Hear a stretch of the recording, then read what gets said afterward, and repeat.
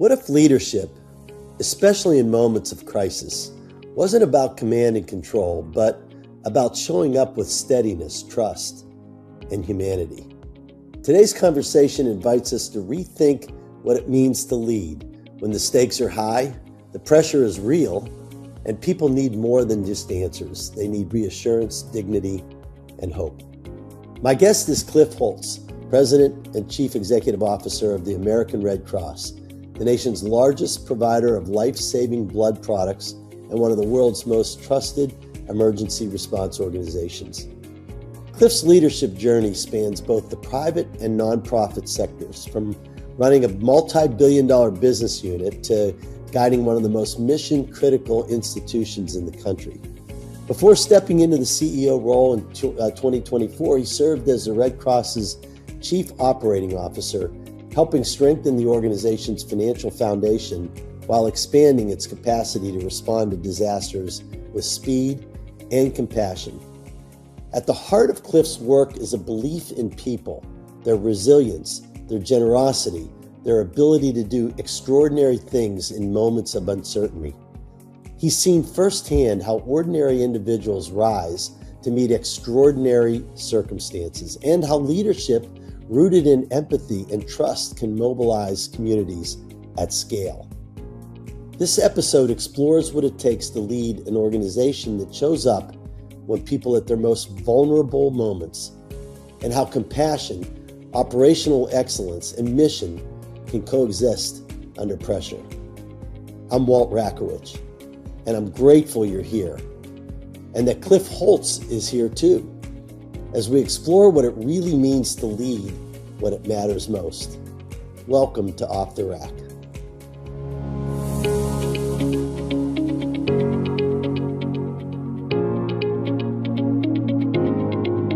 So Cliff, great to have you on the show. Well, I so appreciative that you had me. I hope I don't disappoint you. Oh my gosh, there's no way you won't disappoint me. However, before we get started, I got to apologize once again for what turned out to be perhaps one of my worst games of golf last year that I've ever played at Cherry Hills. That was as bad as it gets, but you played great, and so I hope it was still a good day for you. You know, I've been around a while, Walt. That kind of sounds like you set me up a little bit here. Like there's another match in our future, and I feel like I'm going to get a beating. But I had a lot of fun. I appreciate you having me out. I really appreciate our friendship, and I look forward to the next time we get a chance to play together. All right. Well, thank God we didn't have a lot of money up that day. That's for sure, because you would have taken me to the cleaner. So let's dig in a little bit. You know, you spent most of your career in the private sector. And when I first met you, I think you told me that when you left the private sector, you thought you had retired. And now you're the CEO of the American Red Cross. How does that happen? Well, I'm pretty sure if I say, I have no idea how that happens, you're going to be very disappointed. But I will tell you, I ask myself that question all the time. I mean, how did I get here? And so, I'd say it's kind of two parts luck, one part just kind of being me. The luck part is the CEO at the time, the American Red Cross, was Gail McGovern, who is an iconic CEO that ran the American Red Cross for 16 years. I personally have had the privilege of knowing Gail for almost 41 years of my life. And she was in the CEO role there. I was kind of working on my golf game, which clearly I have not perfected. And there was just a lot of luck involved to how we connected, and the fact that there was an opportunity. She needed something to get done, and I happened to have some skills in that area. And so all of a sudden I'm joining the organization, and I've been there now. It'll be 15 years for me. There's 15 years, well, at the end of this year, and I've had 5 jobs in those 15 years. I hope that doesn't mean I haven't done any of them very well.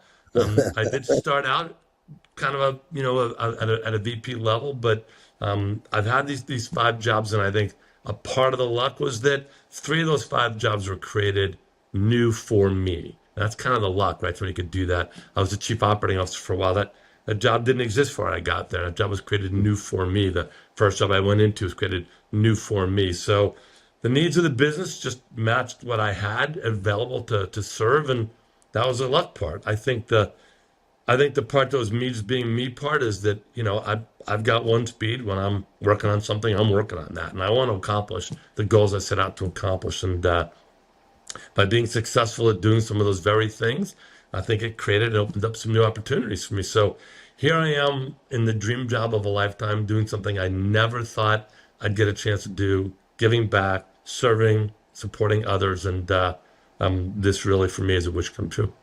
Well, what a blessing for the American Red Cross that you're there. And I do believe in luck, but I also believe that your competence probably had a lot to do with you sticking around for the 15 years that you've stuck around. I So do try. I'm not gonna lie. I do try. I know you do. So Gail, I mean, you talked about the fact that Gail McGovern was, I think you used the word an iconic CEO. You know, 16 years of knowing her and the like. Um, I'm curious, what did you learn from working alongside of her? I mean, what did she teach you? And also, how did you approach stepping into a leadership role without trying to replace a legacy? But, I mean, that's tough, right?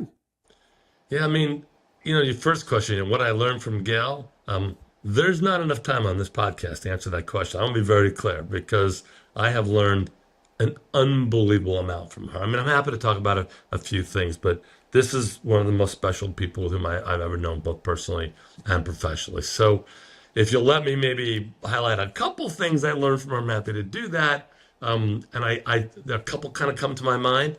One is I had a chance to basically get an MBA course from Gail McGovern in leading through change. When she took over the American Red Cross, the financials were, in a complete disarray. We had mission that was shrinking all over the country, in part because of our governance model, and employee morale that was just horrible. Um, and so, I didn't come when Gail first came, so I kind of gave him in an early middle part of that movie. But I watched her lead through change. I watched her leadership style. She's, very, very genuine in what she does. I had a chance to watch her management style. She's incredibly focused on the things that she needs to do. I watched an exceptionally good communicator. The frequency with which she communicates, the transparency in her communication, and I just watched the style that made it possible for her to take an organization. I mean, a legacy, iconic organization, around 145 years, now anyway. And I watched her basically take an organization, put it on stable financial footing, go back to growing mission, and deliver some incredible results as far as the workforce and how the workforce felt about the organization. So I got to learn. I got to learn from the best. I got to see her lead during COVID. I mean, I think, well, what happens during COVID? Well, you talk about a skill set that Gail has.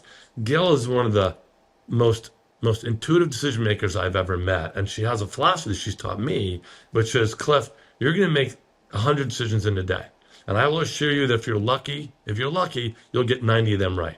Right? What you want to make sure you do is not be afraid to make the other 10 because you don't know which 10 are going to be right, which 10 are going to be wrong. You don't know which 9 are going to be right, which 9 are going to be wrong. And so I watched her during COVID when speed was of the essence, time was of the essence. People needed reassurances from her, both the workforce and the communities we served. And she made decisions. They were hard decisions. They were really great. And I certainly learned the value of decision making, speed of decision making.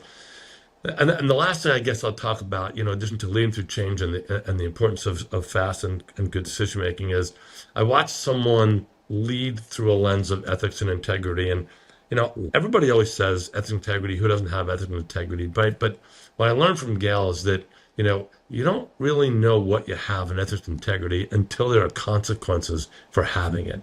And she led through a time here when there was a incredibly terrible earthquake in Haiti. Almost 250,000 people were killed, another 300,000 people were injured.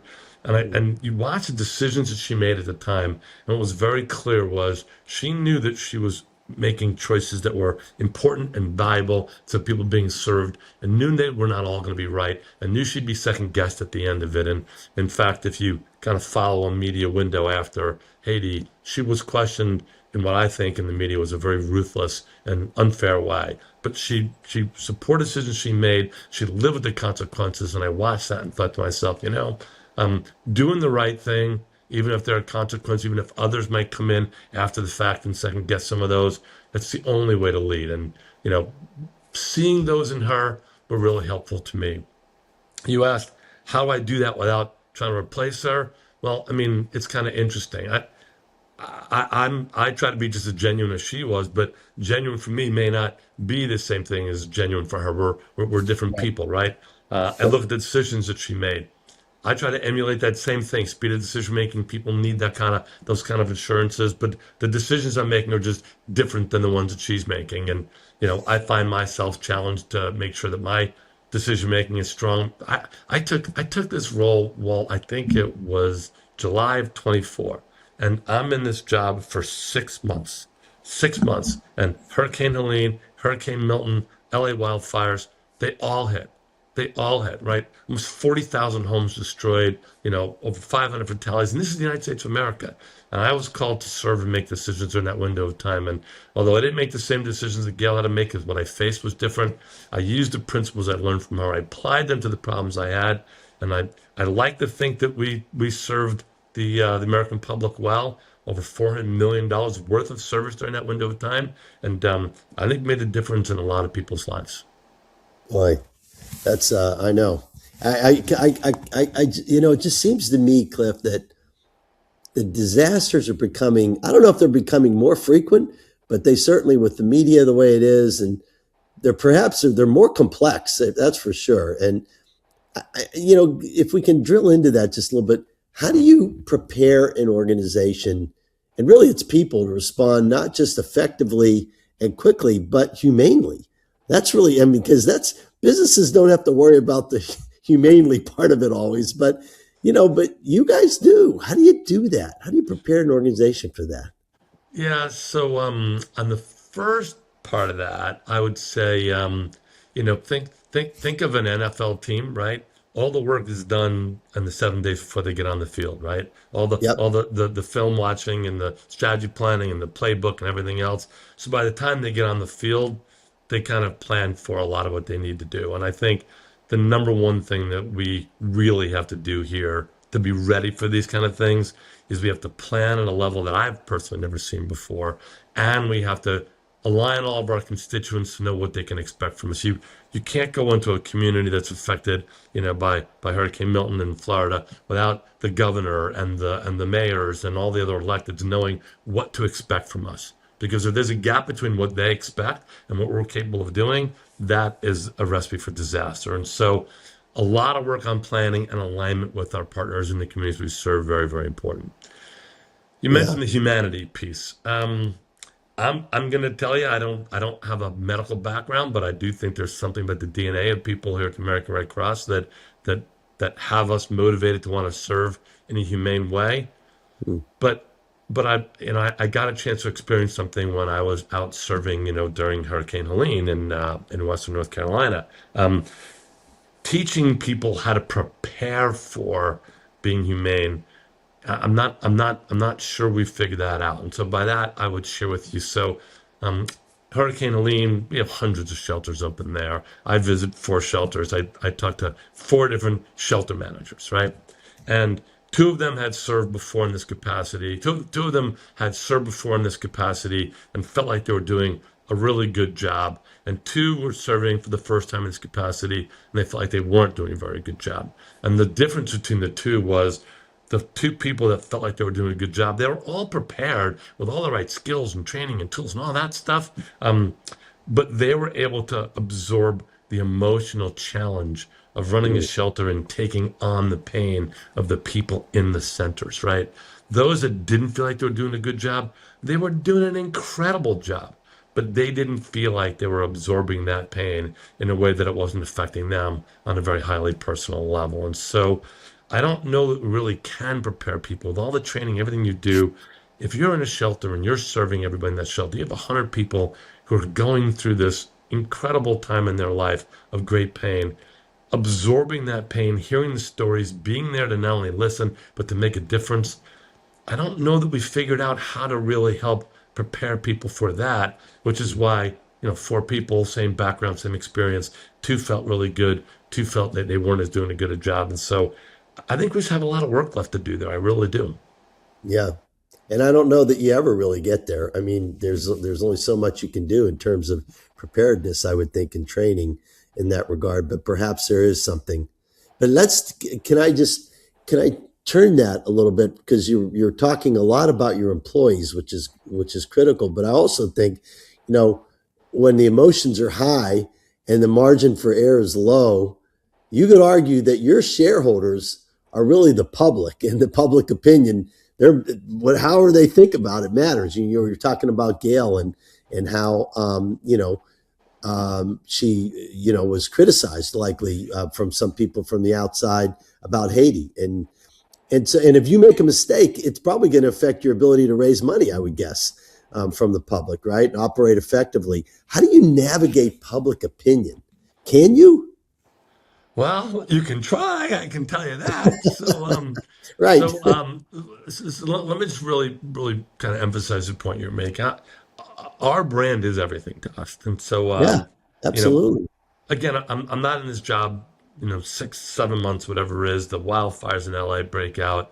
I'm actually here in Palm Springs, and I need to get out there and be part of that community and get out there and talk to the folks in the community, talk to the mayor, talk to other folks. So I take a Red Cross vehicle, right? It's got the Red Cross logo on the side. By the way, donated by a donor, right? So I just want to be clear, but Red Cross, on the side, and it's like 5 o'clock in the morning, and I think actually it's closer to 5:30 in the morning. Get in my car, go to the gas station, fill up, and it's pitch black. I'm heading to this terrible scene of all these fires, and someone starts walking toward my car at 5:30 in the morning. Now, I think you know this about me, Walt, but everybody would. But I'm from New York. Someone starts walking to my car at 5:30 in the morning that I don't know, in the middle of nowhere. I'm thinking, I don't know exactly what's happening here, but I need to prepare for almost anything. So I Right. roll the window down. Individual comes over the car, and takes out his wallet. It was a he, and I start to put two and two together. This person saw the logo on the side of the car, didn't know who I was, didn't know I was the CEO of anybody, didn't know what I did. All he knew is that I had a Red Cross logo on. He said to me, Are you heading into to Los Angeles?" And I said, "I am." Gets out his wallet, takes all the money out of his wallet, and hands it to me, all of it. He hands it to me and says, "Would you do me a favor?" He goes, "I'd like you to put this to good use, but I don't want you to use it to serve the victims of the fire. I only want you to use it to help take care of the volunteers who are out there serving. Would you Wow. please do that?" And so I said, "Yeah." And then I took the money, and then he quickly grabbed back the 20 and said, "Now I have no money." So he grabbed the 20 and he put it back in his wallet. But, I mean, it was, the money he gave wasn't going to make the difference one way or another. But the fact that he saw the brand, he saw the logo, and he was motivated to make a donation. And so you said the brand is a big deal to us and how to influence people. That's just a story about how big the brand really is. And I'll tell you, the amount of disinformation and misinformation out there is what makes it so very hard for us. I mean, there were stories during Hurricane Helene that were saying Red Cross is no longer accepting blood donations from anyone who has ever had COVID because the blood is contaminated and it's not safe to give to other people. Well, do you know what happened if everybody in this country that ever had COVID thought that they could not be a blood donor? There would not be blood on the shelves No. for anybody. The number of people that have had COVID, and not even the COVID vaccine, just COVID, right? If you disqualified everybody that had that because their blood was tainted, which medically it's not, we wouldn't be able to serve the needs of hospitals and patients. And so thankfully we were able to kind of work our way through that. But those kind of things get put out there all the time.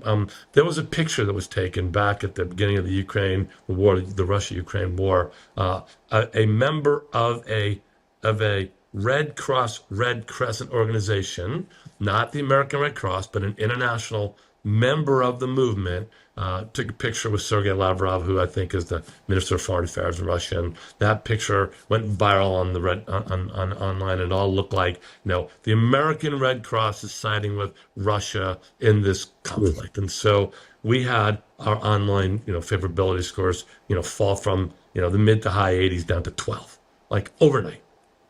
And so it's really important that we manage that. You said, how do we do it? Well, we use the same tools everybody else uses. We monitor the conversations that are happening in social media, where we try to be very transparent and open with more traditional media. The more transparent and open you can be, the better chance people will help, get the word out. But we also have another advantage, which is that a lot of our donors, they're giving us, they're giving large donors, they're giving us money, and they want they want to feel like their money was used well. They want our brand to shine because the worse our brand looks, the less good they feel about the gifts that they give. And so we also have lots of partners who are willing to step up and help us with the perceptions of our brand and speak to the kind of things we do. So, yep, we monitor social media, and yes, we're available to and transparent and open with traditional media. And we also are able to use a lot of the rest of our ecosystem of partners, donors and partners included, who want us to succeed because they need us to succeed, and they will go out of the way to help make sure that the right impressions of the American Red Cross are what the American public sees. Wow. But it's a day-to-day battle though, isn't it? It's a minute-to-minute battle sometimes.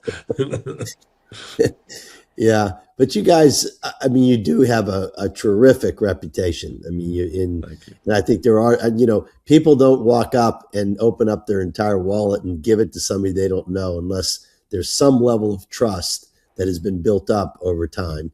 And people trust the Red Cross. They really You do. know, not only do I appreciate your saying that, but we obviously are a part of many surveys on what's the most trusted nonprofit brand in the Hmm. United. Blah, blah, blah. This past year, we just finished 2025. Morning Consult is one of the organizations that does a lot of that survey work. They're well known as a surveying company in all different spheres. For the first time, we actually were ranked the number three most trusted nonprofit brand in America. Wow. We had never been and achieved that level of trust amongst those who serve. So I really am very, very proud of that. I will tell you, I know enough to know I didn't create that value. I'm a caretaker of it, and I know my responsibility to caretake it. But it were many, many, many, many, many people before me that made that brand what it is today. And my job is to make sure that I don't do anything to detract from that, so that the American public thinks less of us.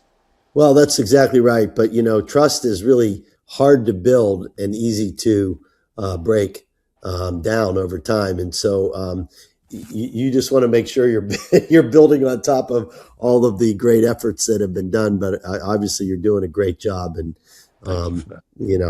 so yeah, you need to know that. You when you and I got together for the first time, I remember you also talking about you believe in your people and you like to empower teams. That's important to you. And obviously that's very important to me too, from a leadership perspective. But what's that look like in practice when you're leading an organization with hundreds of thousands of volunteers and staff? I mean, how do you do that? How do you cascade that throughout the organization?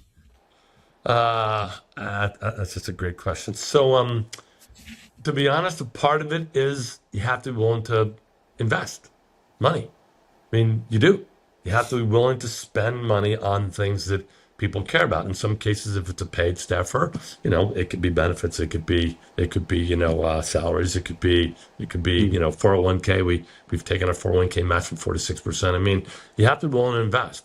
You have to be willing to invest in the elements of the mission that people care about and think are important. Right? You can't sit there and say, well, here's what I care about, and have 300,000 volunteers not care about that, because then they're not going to be there supporting your organization. And so you have to invest in your mission. You have to invest in your people. It does cost. It does cost money. Um, the other thing, though, which is probably even more important than that, is you have to invest time, which is a little bit more of a challenging commodity because there's everybody else has a limited amount of that. For us, we build all these people development programs. We have a program called Lead, which is to developing managers. We have mentoring programs, which are available to volunteers and paid staff members to help people kind of think about their careers and their position inside the Red Cross organization. We have these big succession planning conversations, which drive to more people development conversations. So you have to be willing to invest your time. I personally invest inside the American Red Cross. Personally, mentor over 100 people inside this organization. And that, Wow. a lot of people will say, a CEO doesn't have time to do that. And my argument is, as a CEO, I can't afford not to do that. There's the future of this company is in the next generation of leaders. And if you believe that, then you invest your own personal time, next generation of leaders. So, between investing time, investing money, that's key. But you touched on, how do you empower teams and live with that? You have to be willing to live with what might not be might be some optimal outcomes, right? I empower you, I trust you, you go do something, and maybe the outcome we were hoping for, maybe that didn't, that's not what we got. Okay, well, you have to be willing to live with that. And you have to be willing to correct that if it happens and work through that. But to sit there and think, I only want certain sets of outcomes and I only want to trust certain people to deliver those outcomes. A, people don't want to work for that organization, and B, that organization is way too slow. So if you can't accept the fact that you're going to have times when you're going to get outcomes that aren't exactly what you were looking for, you can't really believe in working through your people. Because our philosophy is, if you take care of your people, they'll take care of the community. So that's what happens here. Well, I sure do believe in that too. I'm curious, Cliff.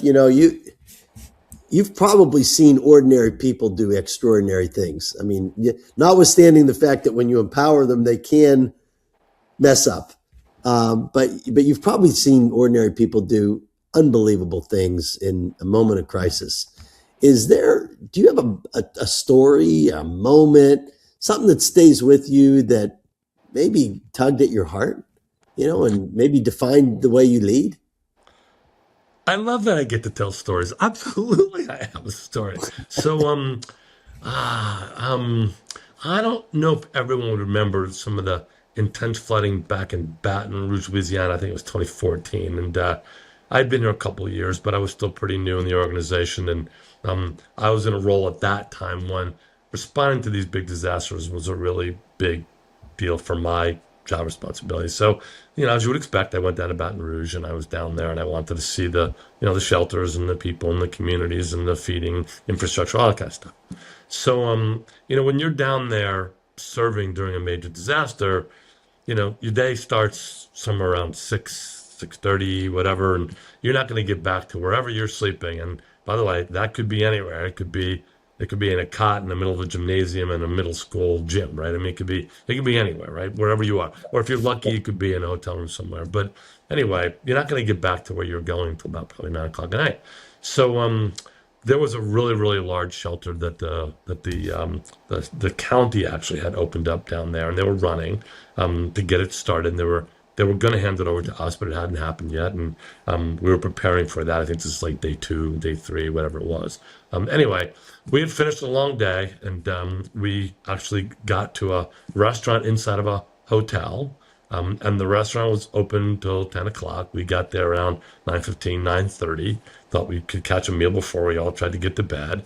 And there was a server in that restaurant that there was just something was just wrong. It just was obvious that something was wrong. And so the individual just really didn't want to serve us, is kind of what it was. And we're all wearing Red Cross gear. I mean, we do that, obviously, so people in the community know we're there. Anyway, we come to find out at the end of the day, one of the people in our group asked the individual, so, what's the problem? Can we still get fed? You're open till 10. And, the person said, okay, fine. And they started going through the motions of trying to help us out, went back into the kitchen. And one of the people at our table actually walked back into the kitchen and said, what's wrong? I know there's something wrong. Well, the bottom line is, we could sit there and still get fed at the 10 o'clock, but she was actually living in the shelter. And the shelter closed at 10 o'clock.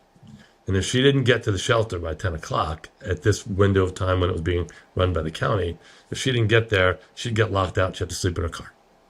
And so even though we got there at a time that seemed like it made sense to us, it was a very challenging time for her to be able to do that work. And so, here's an individual who's suffering through all the things you suffer through during one of these disasters, and she's out there working. She's not out there, at home trying to say, oh, woe is me, look what happened. She's got a place to sleep in a shelter, but she's out there working her job, trying to get herself back on her feet as best she can. And the system in this case wasn't going to necessarily work in her favor. And so the person from our group who was sitting there, she said, okay, thank you for telling me that. I got you. So she said, I will assure you, you will get into that shelter tonight. And then we knew that when the next day or two, we were taking it over anyway. And Right. the management, and we don't have curfews in the shelters that we run. You can get in and out access, throughout the night. And so at the end of the day, this person not only got this individual into a shelter in an environment she wouldn't otherwise have gotten there, made sure she had a place to live all the rest of the nights. But this was it was a young woman. I mean, I don't know her age, but I can tell you right now, she was definitely not older than, something in her mid 20s, definitely not older than that. And someone who's going through some real suffering and pain found someone else who cared enough to leave the table, go back into the kitchen and say, "What's wrong? There's got to be something wrong that I don't know, and how can I help you?" And I watched that one-on-one experience between the person on my team and that other individual, and the reaction that she had toward that act of kindness, and said to myself, "Boy, if we could all do something like that every day, how great would this world be?" And I don't want to sound too Pollyannish, but I mean, I genuinely believe that those simple acts of kindness make such a big difference to people. And you know, I don't think we should have a quote on how many acts of kindness we have every day. Now that is the humane thing to do. And I'm thinking about the question that I asked you earlier. The best way of answering that question is that story is it. I mean, that story is it. That's absolutely amazing. I would tell you the individual's name, but if she ever heard me give her name, she would probably kill me, because she doesn't like any of that recognition. She just doesn't. That's just not who she is. That's not why she did it. So I will try to keep myself in her good graces. Well, Cliff, I don't want you to be killed, because I still have to make up for the golf match that I had with you last year. Yeah, something tells me the one I won, we didn't play for a nickel. Something tells me the one that you're going to win, somehow will be reaching into my wallet. I don't know why I believe that. I'm not going to go any further than that, except to say I look forward to playing with you. I got another question for you. You've been married to your wife since you were teenagers, I think. You No, told me. we started dating when Dating we at were teen. best friends when I was 14. We started dating when I was 16. We got married when I was 25. Okay, all right. But you knew each other since teenagers. That's right. Look, the best thing for a man is to have a woman that is right by your side during your career. Can you talk about her role in shaping your career, and perhaps Yeah. the way maybe even the way you lead? I honestly believe that my wife's name is Terry. I honestly believe that Terry and I have kind of managed my career together, because I know that every time, we make a choice, there's a huge impact on her. She chose a pathway of a stay-at-home mom position. I chose a career out in the public domain. And before my son turned 3, he had already lived in 3 states. When I worked in the for-profit sector, there was a lot of movement. People moved you, they moved you off, they moved you frequently, because they wanted to give you different experiences, different jobs, things like that. And every time we had to, up the kids, pack them up, bring them to another place. We got 2 and 4 year old kids at home, 1 and 3 year old kids at home. She's moving to a place she doesn't know anybody. And so, the fact that we made those decisions together, not for one of us, but for both of us, the fact that she was supportive and by my side during those times, because she knew I was equally by her side. Um, that was very, very important to kind of how things helped us manage our career together. Um, things that I learned, that's also probably a long list. I want to be careful. I don't kind of go into another week's worth of stuff, but I did learn, in this marriage, that one of the phrases I like to use is that being right is overrated. Right? It doesn't really matter who's right, as long as you get it right. It doesn't really Right. matter who it is. And I'm married 41 years. It'll be 42 years in September. Being right is overrated, because if you think that's important, you're not going to do well in a marriage. And by the way, it's the same thing when you're the leader of an organization. If you think your job is the one who is right all the time, you're not going to be very successful, because the reality is you're not going to be right all the time. But if you can surround yourself with the people who increases the chances that as a team you can be right, then you can get it right. And Mm. just kind of, one of the small things that I kind of learned here. The other thing I'll share is that I spend the winter where I am right now in a place where, even though I'm working from home, it's not really conducive to a lot of activity in the home where we are, and privacy for me on the work. So a lot of what I do and say all day long is something that Terry was within earshot of hearing. And so I know that by the time we have dinner at night and we're sitting down and talking, I'll get some advice about some things she might have heard me say to somebody. It's like, was that was that really nice when I'm like, I process and I hear and I listen. And so, she's my obviously she's my biggest fan in the whole world, but, you don't always, when you're in the movie, you don't always know how good the movie is, right? And in this particular work at home situation, I do get a chance to get a lot of feedback about things that I probably wouldn't think twice about that really helped me. So, the last thing that I would tell you is that, because of my life situation, it's very easy for someone in my job or someone with my career to really not get the whole work-life balance thing. That's an easy thing to lose sight of if you're not careful. And my Yeah. partner does not let me lose sight of that. And you said, how does it influence the way I lead at work? I think most people at the Red Cross would say that they know where work-life balance fits on my priority scheme. They know that I'm unwilling to make decisions and choices that impact their work-life balance. There's a lot of time to get our work done. There's plenty of time to get it done, but there's a need to get the work done in the right way at the right time, where people can still have a sense of balance. And so I think my leadership style, different than maybe when I was 10, 20 years ago, um, my priorities at work really do factor work-life balance in very, very differently. And I can tell you right now, I 100% have my wife Terry to thank for that. Yeah, that's awesome. That's awesome. Love your humility in that. I think about the difference that my wife has made in my career, and I'm not sure I could have done it without her. In fact, I know I couldn't have done it without her. And by the way, I've been reminded many times that a happy wife leads to a happy life. You know what? I Very don't need to simple. say anything but amen. I'm just going to say amen and leave it at that. Exactly. Um, Cliff, last question: as you reflect on your journey and your calling, really, is there a teacher, a mentor, or maybe even a teaching moment that shaped the way that you live, the way to live your purpose?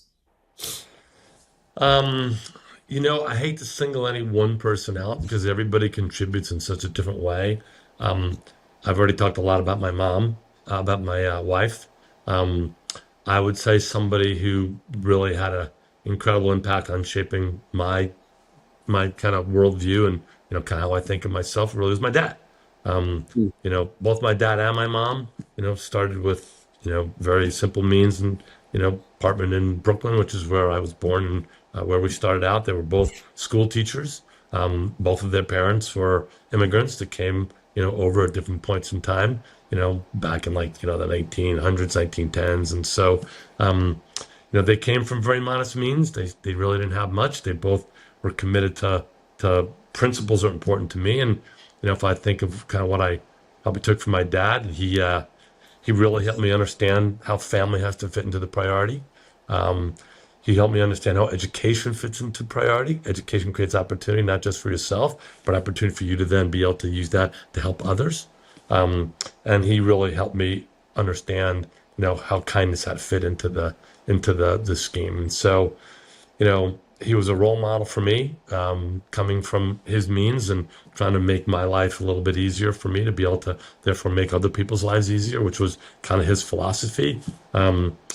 Family, education, and kindness were three things that were, he lived those values. They were really important to him. And in addition to lots of other things, obviously, that were important to him. But those were three things that, in addition to kind of who I am, I took those things to help make sure that I never lost sight of those. And, lost my dad in 2010 and never really lost him. He still sits here. Everybody knows that. I mean, that's just the way you are with your loved ones and your family. And but I would say he was probably, you kind of mentioned mentor. He probably was one that really um, made a big impression on me early on in my life.